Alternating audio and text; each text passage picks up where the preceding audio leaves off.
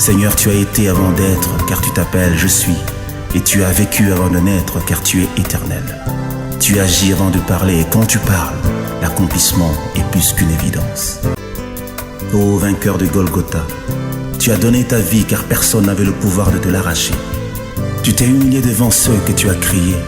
Tu mourais pour ceux qui te maltraitaient, mais que tu aimais de l'amour de Dieu. Si au jour de Josué, le soleil s'est arrêté sur Gabaon, en ce jour-là, Golgotha, le soleil a fui et a disparu pendant 3 heures, car le véritable soleil s'éteignait pour 3 jours.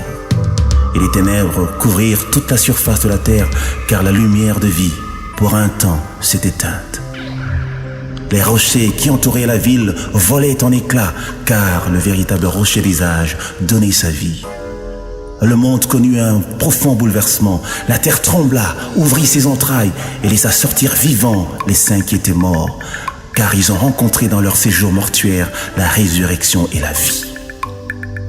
Et pendant que le voile du temple se déchirait, les cieux s'ouvraient en même temps et le sanctuaire béni de Dieu se rendait disponible à la race élue.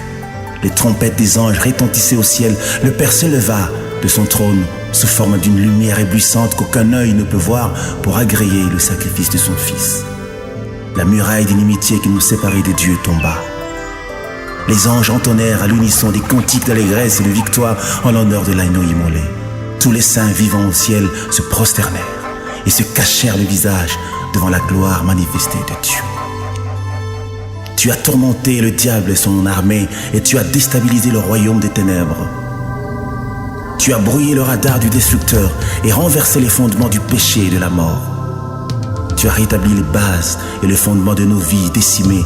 Tu as éclairé par ta lumière les repères obscurs de notre existence et d'un éclat nouveau, tu nous fais briller dans ta splendeur.